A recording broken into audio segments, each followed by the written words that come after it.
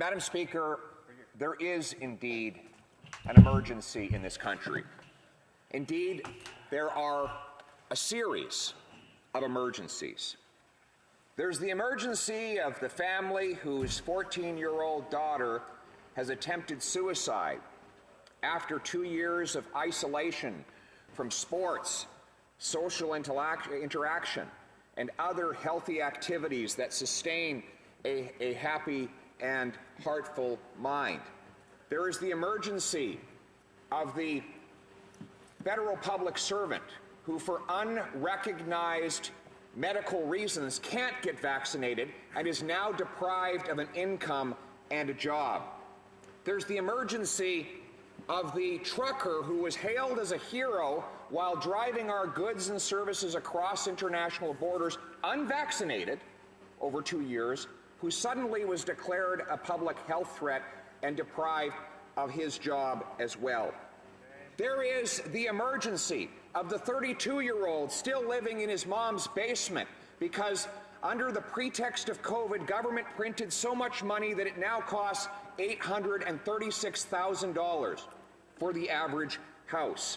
There is the emergency of the single mother trembling as she walks down the grocery aisle because she can't afford a basket of affordable goods because the government has inflated her cost of living. There is the emergency created by the regulatory gatekeepers who keep people in poverty by blockading First Nations people from the ability to develop their own resources and blockade immigrants from the ability to work in the very professions for which they are trained and qualified. These are the emergencies we should be addressing. But instead, the Prime Minister has created a new emergency. What is his motivation? Of course, it is to divide and conquer. How did this all start? Well, let's remember, the Prime Minister suddenly imposed a brand new vaccine mandate on the very truckers who had been free to travel across borders without a vaccine, and he did it at a time when provinces and countries around the world were removing vaccine mandates. He did it to a group of people who are by far the least likely to transmit a virus because they work and sleep all by themselves 22 hours a day. Media asked his health minister and his chief medical officer for evidence supporting the decision. Neither had any, and in fact, the medical officer said it was time to return to normalcy. So yet, the Prime Minister, in spite of all of these facts, brought in this new mandate to deprive people of their living. Why? Because he knew that it would spark in them a sense of desperation. If he could deprive them of their incomes, they would be so desperate that they would have to rise up and protest, and then he could further demonize them and call them names and attack their motives and belittle them and dehumanize them in order to galvanize the majority against the minority. This must be the political opportunity that his Deputy Prime Minister spoke about when she described what COVID represented to this government.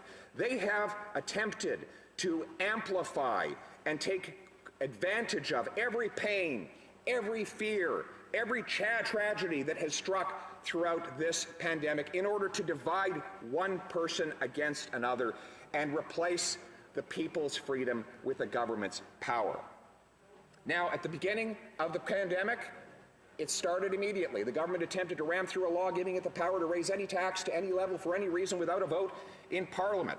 They tried to pass Bill C-10 to strip away free speech online. Thankfully, Conservatives blocked them for doing so. His authorities have said they want to track Canadian cell phones for the next 5 years. And now this, the Emergency Act, the latest and greatest example of attacks on our freedom. Ostensibly meant to stop blockades that had already ended before he even brought forward this legislation in Alberta, Manitoba, and at the Ambassador Bridge. Peacefully, those blockades were ended, in some cases with protesters hugging the police officers and bringing the matters to a successful close so that goods and services could resume. And instead, in that context, the Prime Minister brought in a law that not even Jean Chrétien brought in after 9/11 killed dozens of Canadians in a terrorist attack. Not even Prime Minister Harper brought in when a terrorist murdered a Canadian soldier at the War Monument and came running into the center block spraying bullets in all directions. And not even this Prime Minister brought in when blockaders were standing in the way of First Nations who were attempting to build the Coastal GasLink pipeline. Yet, for the first time in this bill's this law's three-decade history, the Prime Minister brings it in to address what he says was a protest in front of Parliament Hill. Ironically, this power goes beyond any of the protests and or blockades the Prime Minister claims to want to address. For example, it will allow governments and banks to seize people's bank accounts and money for donating to the wrong political cause. One journalist asked the Justice Minister if small sums donated, for example, to support an end to vaccine mandates, could get someone's bank account frozen. He didn't deny it. Instead, he said such people who make donations of that kind should be, quote, very worried. To freeze someone's bank account is not just an attack on their finances, but on their personal security. If your bank account is frozen, you can't buy food, you can't buy fuel, you can't pay your children's daycare fees, and you can, under this law, face that personal attack without being charged with a single solitary crime. The Prime Minister says that this is time-limited, yet his own finance minister said she wants some of the tools to be permanent. He said it will be geographically targeted, yet his own parliamentary secretary for justice said, quote, that the act technically applies to all of Canada. So the rules apply everywhere and indefinitely. Finally, there's nothing in the act that limits the number of the kinds of financial actions that could lead someone to have their account frozen. And if they are frozen unjustifiably, the Act specifically bans people from suing either the bank or the government for that unjustifiable treatment, opening the door for people who have nothing whatsoever to do with either the blockades or protests having their bank accounts frozen without cause. Now, the Prime Minister says that he wants to do this to remove the blockades that have already been removed. He says he needs these unprecedented powers in order to restore, to bring our country's order back to the pre-protest period, although across this country that has already occurred. So, Madam Chair, I say to this House that I oppose this unjustifiable power grab, and as Prime Minister of Canada, I will ensure that no such abuse of power ever happens again. But I say that we should end some of these blockades. Let us. Order. Again, the Honourable Parliamentary Secretary has been here when I've ruled I don't know how many times today, and there's other members that may not have been. Oh no, I'm sure that the Honourable member that also has been yelling or heckling across the way was here as well. So I just again want to ask members to please hold on to their thoughts. I will be recognizing for questions and comments pretty soon. There's a minute and 50 seconds left for the Honourable member for Carleton to do his speech. And I would hope that people will hold their thoughts. The Honourable member for Carleton. And we can remove all of the blockades. Let's remove the mandates and restrictions that are blocking people's livelihoods today. Let's end the blockades on freedom of speech that this government is trying to erect with its online censorship bill. Let's end the regulatory blockades so builders can provide affordable homes, First Nations can develop their economies and escape poverty, and newcomers can actually work in the professions for which they were trained. Let's remove the inflationary taxes, deficits, and money printing so people's wages can again buy them homes, food, and fuel. Let's remove that blockade. Let us put people back in control of their lives by making Canada the freest place on earth, free to speak, free to think, free to work, free to worship, free to own a home and build one's own destiny. Let us bind up the nation's wounds with compassion and respect and unite our country for freedom. Well, Am I concerned about the people who have been harmed by blockades? Absolutely. And that is why I am so disappointed that the Prime Minister caused these blockades in the first place. And I am concerned about the businesses that were affected.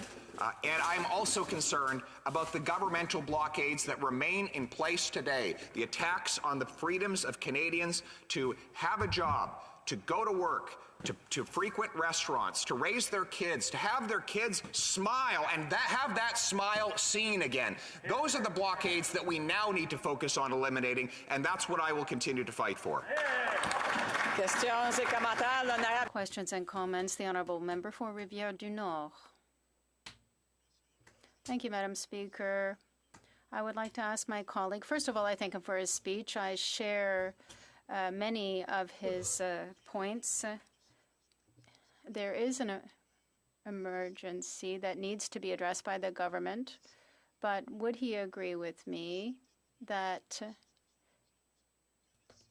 the situation that we experienced on the Hill for the past 3 weeks are situations that could be resolved here and elsewhere if the government had attacked these issues right away when they occurred, rather than waiting and coming forward with the heavy artillery and the Emergencies Act every time there is a problem?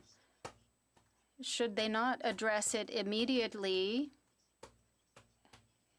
We're not talking about demonstrators, we're talking about people who were occupying Wellington. Could that not have resolved the issue instead of invoking this act? La réponse. The answer is yes. Besides addressing the problem that demonstrators were talking about, the Prime Minister provoked these demonstrations. He attacked truckers' jobs, other jobs, even when the rest of the world was starting to lift these restrictions and vaccine mandates. And now he's acting to lift restrictions and to allow people to go back to work. He should stand in the House of Commons to reject this unacceptable power grab and give back to Canadians their freedoms. Thank you, Madam Speaker, and I'd like to thank my colleague from Carleton. The member from Carleton colleague, the MP for Cypress Hills Grassland, appeared in a video with convoy leader Pat King, an avowed white nationalist who's quoted as saying many racist, xenophobic, anti-Indigenous, and anti-Semitic things, including in quotes, the Anglo-Saxon race has the strongest bloodlines, and that, in quotes, unless we fight back, we will all be speaking Hebrew, close quotes. Through you, Madam Speaker, if he was elected leader of the Conservative Party, would he be willing to kick this member out of caucus, or does he support fraternizing with dangerous white supremacists? Thank you, Madam Speaker. The honourable member for Carleton. From the very beginning, I stated that every single person who acts inappropriately, makes racist comments, engages in unlawfulness or blockades should be personally responsible for their conduct. And that is something that I would uphold as leader and as Prime Minister. And I can say that I would not tolerate any of the racist behavior that we have seen from the current Prime Minister, whether it is his ugly racist past, whether it is the racist manner with which he has treated numerous members of his caucus who have spoken out against it, whether it is continuing to give $1 billion to the CBC, an organization of whose 500 employees have said that organization is systematically racist. I will not tolerate any of that racism in my future government.